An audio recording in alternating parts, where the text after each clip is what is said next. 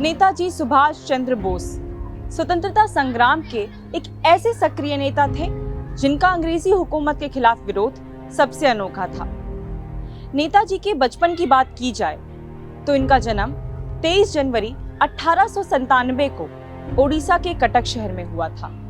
इनके पिता का नाम जानकीनाथ बोस अथवा माता का नाम प्रभावती देवी था। बचपन से ही नेताजी विवेकानंद जी के आदर्शों से काफी प्रभावित थे। मात्र 15 वर्ष की आयु में उन्होंने विवेकानंद साहित्य का पूर्ण अध्ययन कर लिया था। युवावस्था से ही सुभाष को सेना से एक अनोखा लगाव था, परंतु सुभाष का जीवन चक्र भी बड़ा विचित्र था। 49वीं बंगाल रेजिमेंट की भर्ती के दौरान उन्हें सेना के लिए अयोग्य घोषित कर दिया गया, परंतु आगे चल के इन्हीं सुभाष चंद्र बोस ने 5 जुलाई 1943 को टाउन हॉल में सुप्रीम कमांडर के तौर पे सेना को संबोधित करते हुए दिल्ली चलो का अपना अमर नारा दिया था। नेताजी के पिता उन्हें एक आईएएस ऑफिसर बनाना चाहते थे। पिता का स्वप्न पूर्ण करने के लिए वे विलायत चले गए। विलायत में रहने व खाने की समस्या दूर करने के लिए उन्होंने कैम्ब्रिज विश्वविद्यालय में प्रवेश ले लिया।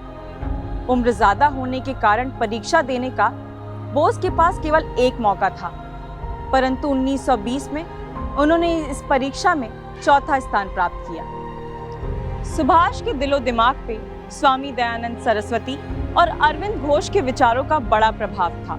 यही कारण था कि बोस खुद को एक सिविल सर्वेंट के तौर पे नहीं बल्कि अंग्रेजों के गुलाम के तौर पे देखते थे।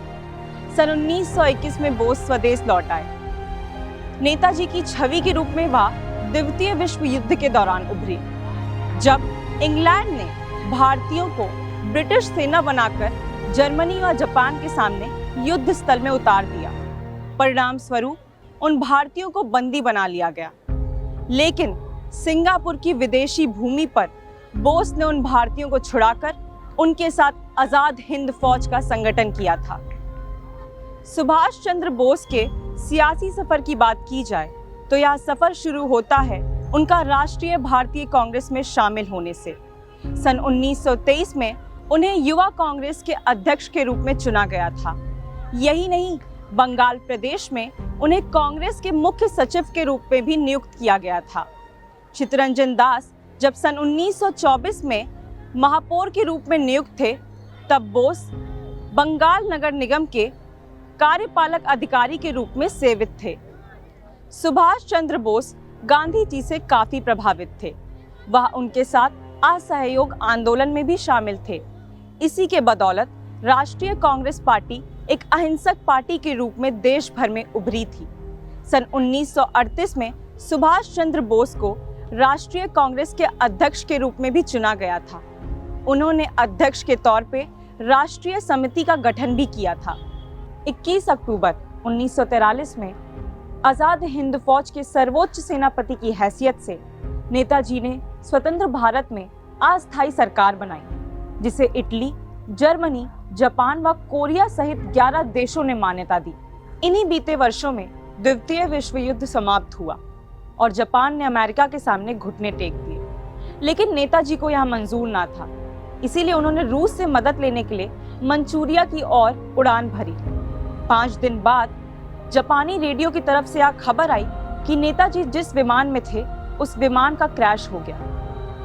उसके बाद नेताजी को कभी नहीं देखा गया। इतिहासकारों की माने तो नेताजी उसके बाद रशिया में नजरबंद थे, इसीलिए भारतीयों के सामने भी उनके मौत का कोई दस्तावेज नहीं रखा गया।